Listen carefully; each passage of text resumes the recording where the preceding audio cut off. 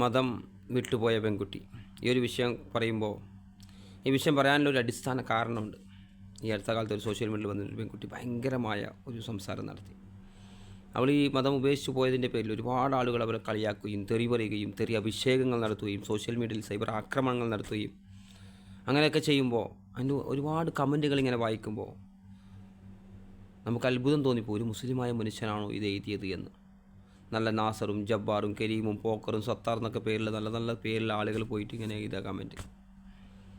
അതേപോലെ ഈ ഒരു വിഷയം കൊണ്ട് മാത്രമല്ല, മറിച്ച് ഇപ്പോൾ ജബ്ബാർ മാഷിനെ പോലുള്ള ആളുകൾ, ജാമിദ ടീച്ചറിനെ പോലുള്ള ആളുകളെ വലിയ വലിയ ആളാക്കിയതാരാ?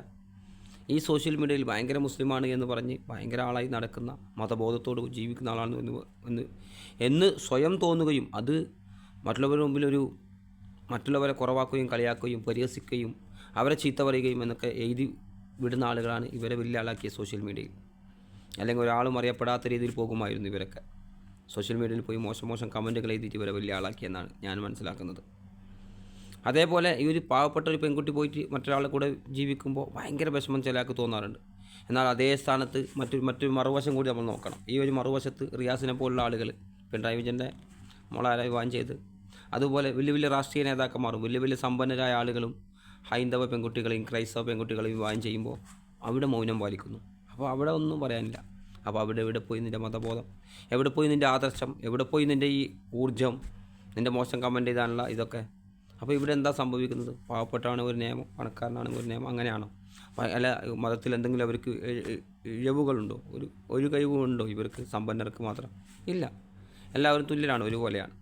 പക്ഷേ ഇവിടെ പിന്നെ അവരോട് മാത്രം ഇത് ദോഷവും, ഇവരോട് എന്താ ഒരു പ്രത്യേക ഇതും?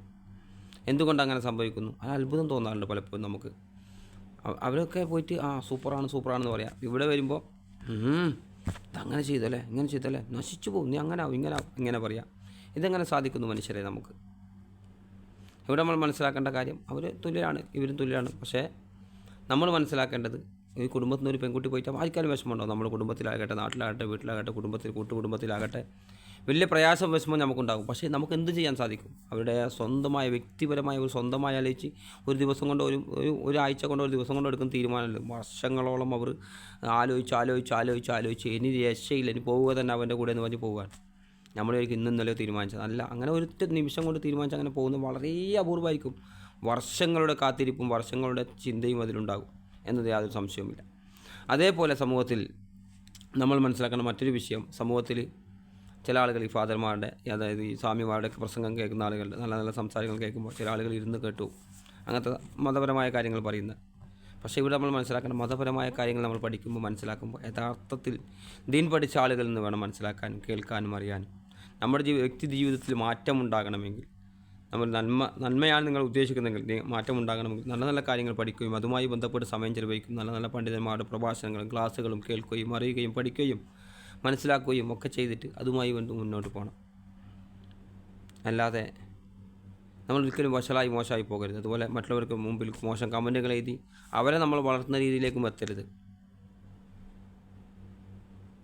അതുപോലെ ആര് വിട്ടുപോകുമ്പോൾ നമുക്ക് വിഷമമുണ്ട്. ചില ആൾ കഴിക്കുന്നു, നിങ്ങൾക്കൊന്നും ഒരു വിഷമവും പ്രയാസമില്ല. ഉണ്ട്, നമുക്ക് വിഷമമുണ്ട്. പക്ഷെ നമുക്കൊന്നും ചെയ്യാൻ പറ്റാത്ത കാര്യത്തിൽ പ്രകൃതി ദുരന്തം വരുമ്പോൾ നമുക്കെന്ത് ചെയ്യാൻ പറ്റും? അതുപോലെ കണക്കാക്കണം ഇതൊക്കെ. നമുക്കൊന്നും ചെയ്യാൻ പറ്റില്ല. അവർ പോട്ടെ, ഒരു പാഠം പഠിച്ചില്ല, പാഠം ഒരുപാട് ആളുകൾ പോയ ആളുകൾക്ക് എന്ത് പറ്റിയെന്ന് നമ്മൾ അറിയുന്നുണ്ട്. പലപ്പോഴും ആഴ്ചകൾ കൊണ്ട്, മാസങ്ങൾ കൊണ്ട്, 5-6 മാസങ്ങൾ കൊണ്ട്, അല്ലെങ്കിൽ വർഷങ്ങൾ കൊണ്ട് മനസ്സിലാകുന്നുണ്ട്. അങ്ങനെ വിട്ടുപോയവർ, അങ്ങനെ സ്വന്തം മാതാവിനെയും പിതാവിനെയും വേദനിപ്പിച്ചവർ, പ്രയാസപ്പെടുത്തിയവർ, അത് ഇന്നല്ലെങ്കിൽ നാളെ അനുഭവിക്കും. നമ്മളെ മാതാവിനെ, നമ്മളെ പിതാവിനെ, എന്തിന് കൂടെ ജോലി ചെയ്യുന്ന ഒരാളെപ്പോലും അവർക്ക് ഒരു കഴിവില്ല, ഒരു പ്രായമെത്തി, അവർക്ക് ആരോഗ്യമില്ലാത്ത സമയത്ത് നമ്മൾ കളിയാക്കുകയും പുച്ഛിക്കുകയും അവരോട് മസിൽ പ്രയോഗിച്ച് അവരെ ഉപദ്രവിക്കുകയൊക്കെ ചെയ്താൽ അതിൻ്റെ അനന്തരഫലം അനുഭവിച്ചിട്ട് ഭൂമിയിൽ നിന്ന് പോകും. ഒരു മൃഗത്തിൻ്റെ കാര്യത്തിൽ പോലും നമുക്കറിയില്ലേ?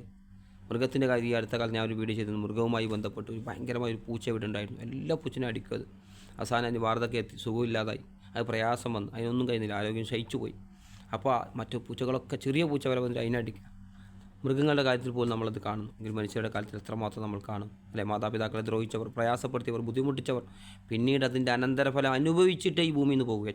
ഏറ്റവും വലിയ ശാപമാണത്. മാതാപിതാക്കളെ ദ്രോഹിക്കുക, ബുദ്ധിമുട്ടിക്കുക, അവരെ പ്രയാസപ്പെടുത്തുക, അവർക്ക് നേരെ വിപരീതമായ കാര്യങ്ങൾ ചെയ്യുക, അവർക്ക് ഒരിക്കലും പൊരുത്തപ്പെടാൻ സാധിക്കാത്തത്ര വലിയ ക്രൂരമായ കാര്യങ്ങൾ അവരോട് ചെയ്യുക. അതിൻ്റെ അനന്തരഫലം ഭൂമിയിൽ നിന്ന് തന്നെ അനുഭവിച്ചിട്ട് നമ്മൾ മടങ്ങും. അതൊക്കെ മനസ്സിലായിക്കൊണ്ട് മുന്നോട്ട് പോകാൻ നല്ല നല്ല കാര്യങ്ങൾ പഠിക്കാനും ജീവിതത്തിൽ പകർത്താനും യഥേഷ്ടം പറയാനൊക്കെ നമുക്ക് സാധിക്കട്ടെ.